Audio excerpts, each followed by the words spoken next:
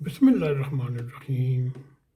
میرے عزیز دوستو، آپ سب کو ناک ٹی وی 4 پر خوش آمدید۔ آج ہم جدید ترین علوم کے بارے میں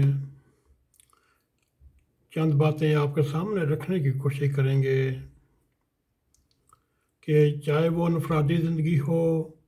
چاہے وہ قوم کی زندگی ہو، اس کی کامرانی اور شکست کا زاویہ نگاہ اور اس حوالے سے اہداف اپنے اپنے کون سے مؤثر ہوتے ہیں۔ آج ہم آپ کے سامنے مطلوب و مقصود کی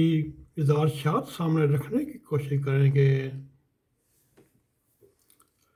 رائے عامہ ایک ایسی چیز ہے اور یہ اتنی طاقتور ہوتی ہے، اس سے قومی زندگی کے بڑے بڑے حاصل و خسارے ہوتے ہیں۔ حاصل وہی ہوتا ہے جن اہداف کی تلاش میں، جد و جہد میں مطلوبہ محسوس ابلاغ کی معاونت ملے، اور اگر نہیں ملتی وہ ملنے سے رہ جاتی ہے۔ جب ملتی ہے تو رائے عامہ مقرر اہداف کے مطابق بنتی ہے۔ اس سے قومی زندگی کے بڑے بڑے اہداف حاصل ہونا مشکل نہیں رہتا۔ تاہم یہ ذہن نشین رہے، رائے عامہ کی تشکیل کو برقرار رکھنا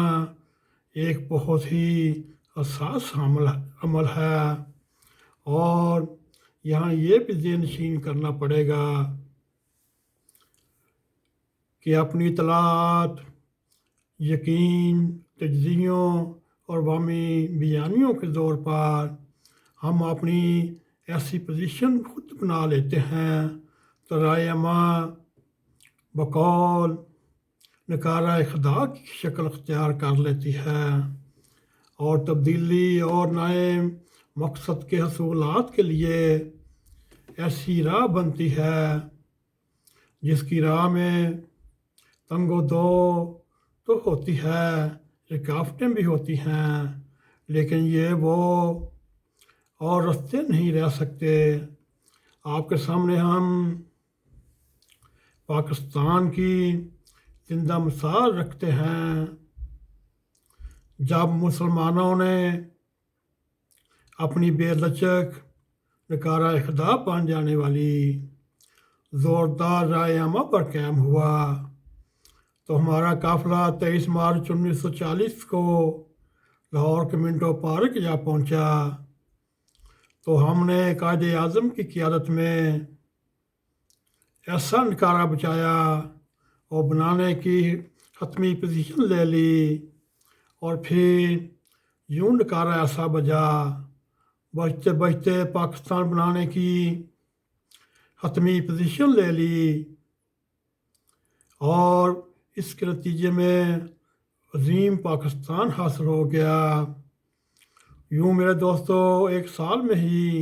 پاکستان یتیم ہو گیا اور اپنے ہی پیدا کیے جملہ سیاسی، سماجی، معاشی اور امراض میں مبتلا ہونے لگا، اور یوں شروع دن سے ہی دشمنان کی نظر بد بھی اس نوجوان پاکستان پر تھی، اور ان کے مذموم عزائم بھی موجود تھے، اور بے جان اندرونی بیرونی سازشوں، مداحتوں اور دھمکیوں نے آن گھیرا۔ آخر کار وہ 28 سال بعد ٹوٹ گیا، اور جو باقی ماندہ ہمیں ملا وہ اس کی بھی بخیے ادھڑے ہوئے تھے، مگر پھر بھی جیسا بھی ماحول ملا وہ زندگی گزارتے اور جیسے تیسے پلتا بڑھتا ہوا۔ عمر تو کم سنی کی ہے، اقوام کی زندگی میں عشرے سال اور صدیاں عشروں کے برابر ہوتی ہیں۔ ہم عصر کے ساتھ عمر پیری کو پہنچا تو پھر نکارہ خدا بجنے کی آوازیں شروع ہوئیں، ہر طرف سے آواز مسلسل اور زوردار نکارہ خدا بجتا بجتا ہم سن رہے ہیں۔ میرے عزیز دوستو، 74 سال گزرنے کے بعد بھی ہماری اتنی ہی پوٹینشیل ہے، اور قوم نے گرتے پڑتے آگے بڑھتے ہوئے ان تمام بیماریوں میں رہ کر بھی ہم ایٹمی طاقت بن گیا، اور اس کو ایسا بدنصیب بنایا۔ اب ہمارے ملک کی ترقی اور کامیابی اور زوال ہمارے ڈیجیٹل میڈیا کے ہاتھ میں آ گیا ہے، اور اس ڈیجیٹل میڈیا نے میڈیا مینجمنٹ، چاہے وہ الیکٹرانک ہو چاہے وہ پرنٹ ہو، اس کو تو آخری ٹھکانے پر لگا دیا کہ پاکستانی قوم، جس کا 60% 40 سال تک کا طبقہ کوئی رائے سازی سے متاثر ہونے کی بجائے خود رائے ساز بن گیا، اور اس طرح ڈیجیٹل میڈیا اپنی زوردار جواب و دلائل کے بعد ایک اپنی مخصوص جگہ بنا چکا، بلکہ اس نے محاذ سنبھال لیا، اور اس کے دوسری طرف ساتھی قوم کی رائے سازی کے عمل میں مداخلت اور سازش سے بنی رائے کو بھی سبوتاژ کرنا اس کا کام بن گیا۔ میرے عزیز دوستو، اس وقت مین سٹریم میں میڈیا کا اپنا رویہ، مجبوریاں اور مشکلات ہیں، اور اس کے ساتھ بھارت بھی ہم پر بڑا حملہ کر کے ساتھیوں نے اسے بھی سیکولر سے بنیاد پرست بنا دیا۔ اس میں پاکستانی قوم نے بڑا کمال کیا، ایک ہی رات میں اپنا دل و دماغ نکال کر باہر رکھ دیا اور دنیا کو دکھا دیا، اور 2-3 دنوں میں ہم نے ایسی پوزیشن لی، اور دشمنان پاکستان نے بڑی مداخلت اور پاکستانی قوم کو تقسیم کرنے، اس کے صفحے پر ہونا ناکام کر دیا، لیکن سچے کھرے کروڑا پاکستانیوں نے ایسی پوزیشن لی اور ایسی مضبوط لگ رہی ہے، جو اس کے راہ میں جو بھی مثال آئیں، جو بھی پیدا ہوں، جو بھی رکاوٹیں ہوں، جو بھی مشکلات ہوں، آ رہی ہیں، مگر اللہ کے فضل سے یہ جلد ہی ہٹ جائیں گی۔ سوشل میڈیا پر بجنے والا نکارا خدا ٹنگ دکھاتا ہوا معلوم دے رہا ہے، یوں ہماری بڑی بڑی پاپولر سیاسی انتظامی طاقتیں اور سیاسی عسکری حکومتیں نہ کر سکیں، وہ یہ ڈیجیٹل میڈیا نے ایسا ناکارہ بجایا، اور سب چیزوں کا حل معلوم ہو رہا ہے۔ بھارت کے برعکس ہماری کھری سچی پاکستانی ذہنیت سے بنی ہوئی رائے عامہ نے نکارہ خدا کی شکل اختیار کی، اور بھارتی رائے عامہ نے امبانی گروپ کی مالی معاملوں سے تشکیل پانے والی رائے عامہ کے زور پر سیکولر سے مذہبی جنونی میں رنگا گیا۔ پاکستان تو پہلے ہی مذہبی جنون پر جماعتوں کے گھیرے میں آیا ہوا ہے، ان کے ویسے ہی دیکھتے دیکھتے سیاسی قوتیں اور قومی امور کے بڑے بڑے اسٹیک ہولڈر بھی اس نکارہ خدا کو بجنے کو سنیں، خدا را سمجھیں، اور اپنا اس کے مطابق اپنا کردار ادا کریں۔ میرے عزیز دوستو، اس وقت دشمن بہت ہی ہوشیار ہے، اور یوں ہمارا دشمن آپ لوگ سب جانتے ہیں، چاہے وہ مسلمان ہوں چاہے وہ کرسچن ہوں، اس وقت ہمارے سوشل میڈیا میں وہ گھس چکا ہے، اور اپنے تیز و ترار حملوں سے پاکستان کی سالمیت کے اوپر حملہ کر رہا ہے، اور پکڑا بھی گیا ہے، پھر بھی موجود ہے۔ اور میری دوستو، وہ دشمن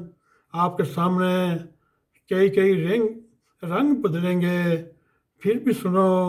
چاہے وہ من کا کالا ہو چاہے وہ تن کا سفید ہو، چاہے وہ برہمن ہو چاہے وہ اور ہوں، یہ سب پاکستان کے دشمن ہیں۔ اس وقت بھی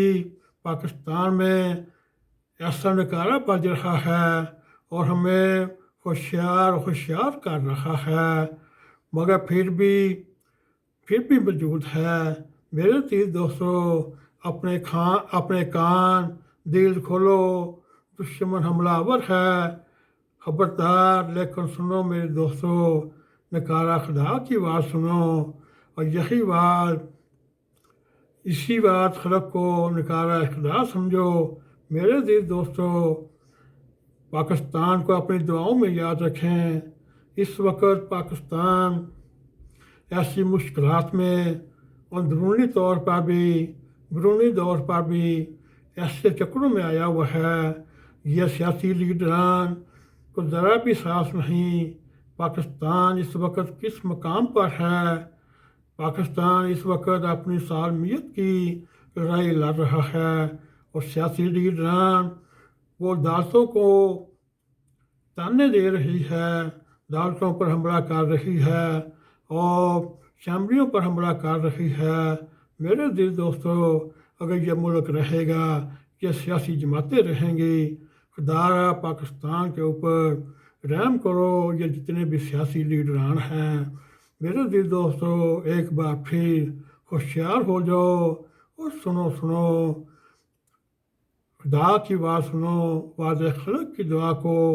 سمجھو۔ اللہ تعالیٰ پاکستان کے اوپر ساری مشکلات دور فرماتے ہوئے، اپنے حفظ و امان میں رکھتے ہوئے اس عظیم ملک کو محفوظ رکھے۔ اسی کے ساتھ ہمیں اجازت دیں۔ اگر ہمارا یہ پروگرام آپ کو پسند آئے، اس کو لائک بھی کریں، اس کو شیئر بھی کریں، کمنٹ سیکشن میں جاتے ہوئے N.a.q TV4 کو سبسکرائب کریں۔ میرے عزیز دوستوں، جاتے بیل آئیکن کو کلک کریں تاکہ ہماری تازہ ویڈیو آپ تک پہنچ رہیں۔ اسی کے ساتھ ہمیں اجازت دیں۔ السلام علیکم ورحمۃ اللہ وبرکاتہ۔